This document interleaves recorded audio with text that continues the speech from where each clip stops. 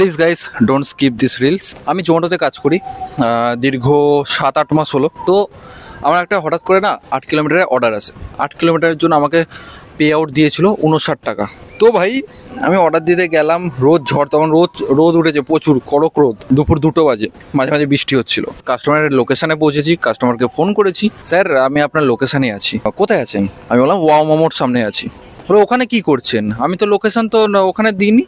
আমি বললাম sir location ওখানেই আছে। বললো নাকি যে আরে আপনারাও তো পারেন, আগের এরিয়াটাও বললো লোকেশান ওখানে আছে, কি লোকেশান নিয়ে পড়েছেন? আপনাদের প্রবলেম আপনারা বুঝবেন আর আপনার কোম্পানি বুঝবে। আমি বললাম স্যার আপনারও কোনো দোষ নেই, রাইডারদেরও কোনো দোষ নেই, এটা ম্যাপের প্রবলেম হতে পারে বা লোকেশানের ভুল হতে পারে। বললাম কি সেটা আপনি কোম্পানির সঙ্গে বুঝে নিন, আমাকে বলছেন কেন? আপনি বাজার কলকাতার পাশ থেকে ঢুকুন, 4th ফ্লোরে চলে যান। রীতিমতন আমি লিফট ধরে 4th ফ্লোরে গেলাম। লিফট বন্ধ করার সময় না ওই গ্রিল লিফটগুলো যেগুলোতে গ্রিল লাগানো আছে, ওরা বন্ধ করার সময় আওয়াজ হয়, এবার বন্ধ না করলে তো উঠবে না। এবার বন্ধ করে উঠলাম, ওঠার পরে দেখি লোকটা বাইরে বেরিয়ে আসে। আমি বললাম স্যার আপনি? কোনো সাড়া নেই, ফোন করছি দেখতে পাচ্ছি, তবুও বলছে কোনো সাড়া নেই। আমি সামনে গেলাম, স্যার স্যার বলতে যাবো, তখনই বলছে আপনাদের মতন ডেলিভারি বয়দের না লিফটে উঠতে দেওয়াই ঠিক না। আপনাদের মতন ডেলিভারি বয়দের কী কারণে উঠতে দেয় না সেটা আমি এবার বুঝলাম। লিফটের দরজা কেউ এত জোরে দেয়?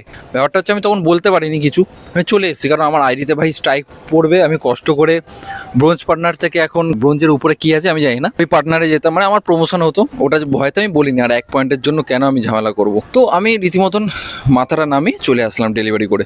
ওমা দেখি অটো কী করলো, আমার 5 পয়েন্ট কেটে নিল। একটা পয়েন্টের জন্য আমাকে 4টে অর্ডার দিতে হয়, সেখানে একটা রিপোর্টের জন্য 3টা অর্ডারের খাটনি কেটে নিল।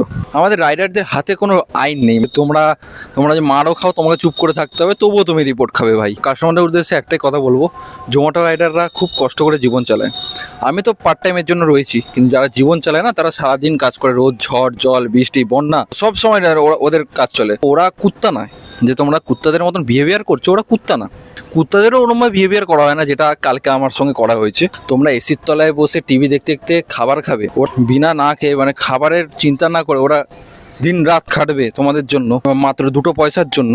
আর তোমরা কুত্তার মতন বিহেভিয়ার করে তাড়ানোর মতন করবে। আমি এটাই বলবো, সব রাইডার যদি রাইডারের কাছে যায়, এটাই বলবো গাইস প্রোটেস্ট করো। আর যে কাস্টমার আসুক না কেন তুমি তো রিপোর্ট খাবি, এটা মেনে রাখো। যদি খারাপ কাস্টমার থাকে তুমি রিপোর্ট খাবে 100%, ঠিক আছে? তার সে ঝেড়ে দাও, ঠিক আছে? তারপরে আমি একটা ভুল করেছিলাম, হচ্ছে ভিডিও রেকর্ড করতে হয়, ঠিক আছে? রেকর্ডিং অন করে একদম তার সে ঝেড়ে দাও, ভয় পাবে না, তুমি কোনো দোষ করছো না, তুমি খাবার দিতে এসে তোমাকে অপমান করা হচ্ছে। যাই হোক গাইস, এইটুকুনি বলবো। আর জোম্যাটো যদি তুমি দেখে থাকো, প্লিজ এগুলোতে একটু স্টেপ নাও, স্টেপ নিতে শেখো। আর এই কোম্পানিটা বানিয়ে ছেড়ে দিলে হলো না, রাইডারদের